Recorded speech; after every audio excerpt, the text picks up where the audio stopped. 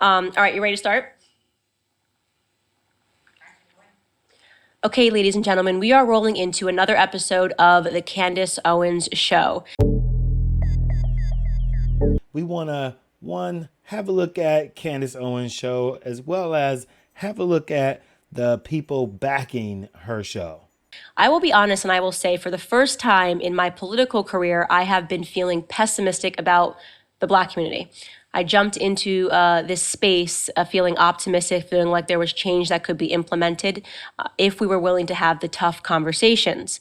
When I look up at the world today and I see these protests and I see these riots and I see who and what is at the center of these riots, when I see Black businesses being burned down, when I see Black criminals being martyred, and when I see Black athletes and Black celebrities and Black community leaders sanctioning this violence in our community and remaining mum on the larger instances of violence in our community, I wonder if Black America will ever get ahead.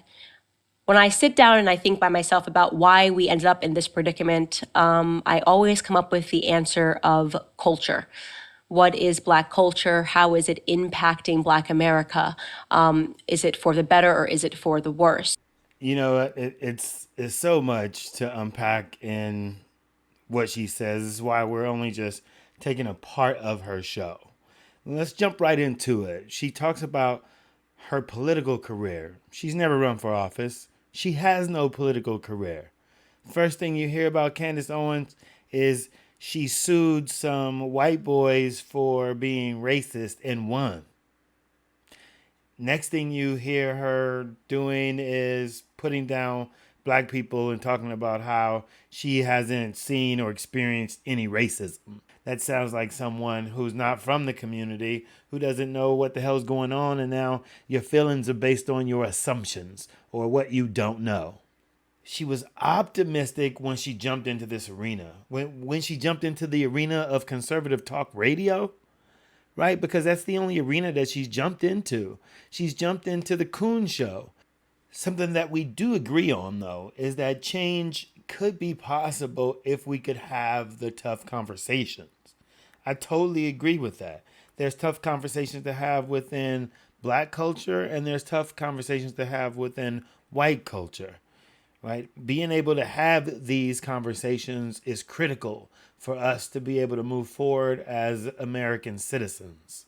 The majority of protests has been peaceful, but someone like Candace Owens only sees the violence, only sees the riots, and then she only sees black athletes, black leaders, black community leaders who condone this violence. I don't know what it is that she's looking at. I haven't seen anyone condoning it. Most people have been against it and for the protests. But at the same time, as things have boiled over to a point to where people are beyond frustrated, we can understand how people are this frustrated after asking and pointing out the police brutality, wanting police reform, all these instances of being gaslighted after saying, hey, that man has been gunned down, that man has been gunned down, this man has been gunned down, and having the greater society or white culture say, they shouldn't have this or they shouldn't have that, they shouldn't have been criminals, basically saying they deserve it. The tough conversation has to be, does the white community see African Americans as human beings? And if so, then why are they allowing the status quo or the system to be running over us? And as we discuss running over us, she says, will the black community ever get ahead? I mean, the ignorance of this woman. Will we ever get ahead? Maybe she doesn't know the history of America. You know, that we have been pushing and pushing and pushing, and at a time we were getting ahead. And at times when we have made strides to get ahead, those cities like, again, it's you've heard it over and over again. There's Rosewood, there's Tulsa, there's other cities that were burned down, totally ruined. There's other research that's happened right now in the South of how African American families had their property just taken from them. They lost their property due to citizens of the South who would use the power of the government to strip them of their wealth.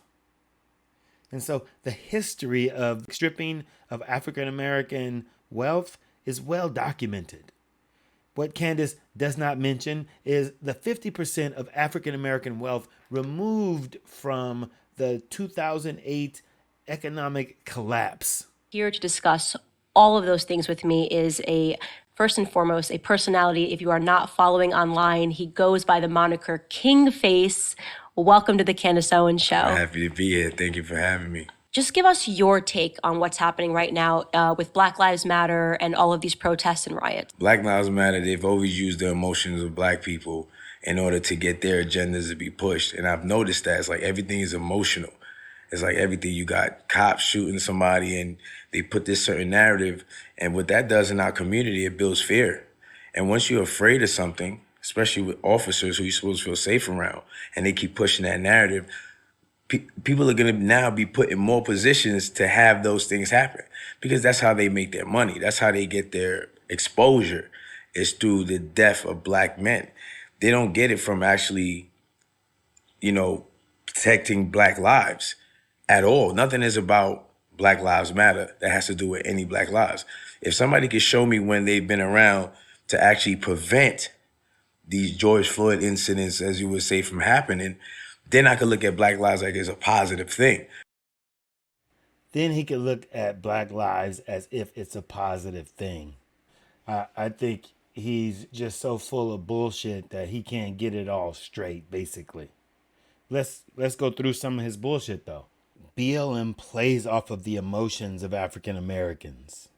Now, isn't that what conservative media is doing? They're playing off of the emotions of European Americans. They're scaring the shit out of them about protests being riots when there's just a few extra knuckleheads doing shit. Now, again, don't get me wrong. In the very beginning, the looting and shit was out of control. But for the most part, it has been under control and we've had more peaceful protests. People are being upset by seeing these videos captured on cell phones or being released from police departments showing African Americans being killed and nothing happening. That's the emotion that's happening from regular, average African Americans. Hashtagging in social media Black Lives Matter because they're fucking sick and tired of Black lives not mattering. And the slanderous nature of what he has to say that Black Lives Matter gets their exposure from the death of Black men, that's how they get their money. Now, because of George Floyd, they are beginning to get a lot of money as people are now beginning to take the movement seriously. Because remember when Colin Kaepernick took a knee, that was peaceful protesting that, again, conservatives said is bullshit. They're actually talking mess about the flag, and they ignored the fact that we were trying to say police brutality is rampant across America. And so when we saw George Floyd happen, then yes, people got even more pissed. But that's not BLM playing that up. That's what people can see with their own eyes, thanks to cell phones, thanks to police cameras, thanks to social media. This fool obviously doesn't know a thing about Black Lives Matter because they're not out with guns trying to intervene in police arresting human beings. They're trying to empower African Americans. They're trying to empower them by participating within the democratic process. Yes, give money to candidates, support policies that may be against police brutality, that may be for police reform. That's called participating in the system. If you want to go and stop police from doing whatever, then how about you go get your no-neck having ass out there and protect some Black lives instead of running your white mouth? But they're not doing that. They only come around election time.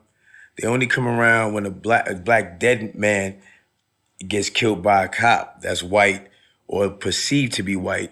And they use that to actually use that to destroy our strength within ourselves. It's like wearing a mask. It's killing the immune system. It's weakening us more and more and more and more and more and more. So then you look at it like, now I could get them because they're already broken down. Even with the George Floyd situation, there's people that usually don't care about that stuff that I noticed was like, yo, that's messed up.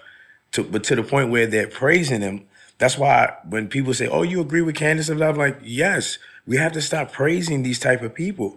And Black Lives Matter, that's all they ever push.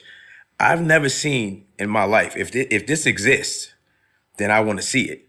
A kid going to school, minding his business, getting good grades, no record, getting shot by a cop.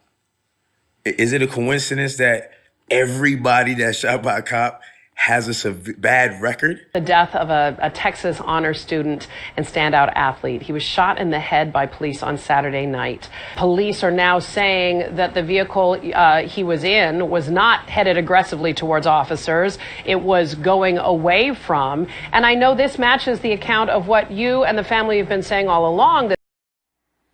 Now, see, this is just straight willful ignorance of this young man.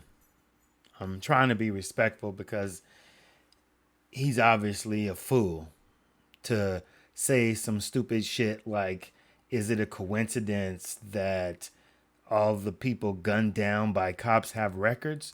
First, well, no, it's not a coincidence. If you understand what the hell the war on drugs is, Black Lives Matter only comes around during election time. Again, if you're not in the community, you don't know anything about Black Lives Matter. You have no idea that it's a social media movement that reacts to the many times African Americans are gunned down by the police forces across America. It's a online or social media movement. It's not this political party that's out trying to manipulate African Americans. It's actually a bunch of African Americans across the nation who are just simply using the hashtag. And now 3 women have put a movement together to help organize it in a more centralized way.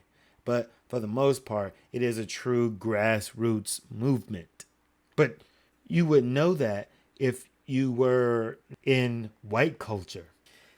I think the biggest point that he makes in his interview is he said that he has people who normally don't care about innocent people being murdered by the police. Like they usually don't care, but now suddenly they're like, whoa, that's messed up. And they are praising this gentleman. I think you're mixing up praise with mourning. People are mourning the loss of a human being. The message him and Candace Owens wants to get out to African Americans is that we need to stop praising these type of people, innocent African Americans, because George Floyd lost his life. In America, you are innocent until proven guilty.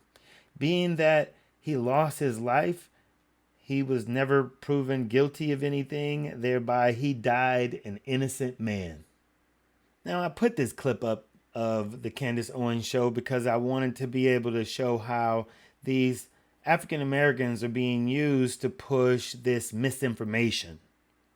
They're being used to tell lies about other African Americans, right? These are 2 African Americans who buy into white supremacy, and in buying into white supremacy, they have no issue with selling out the black community. And you say, well, what do you mean by buying into white supremacy?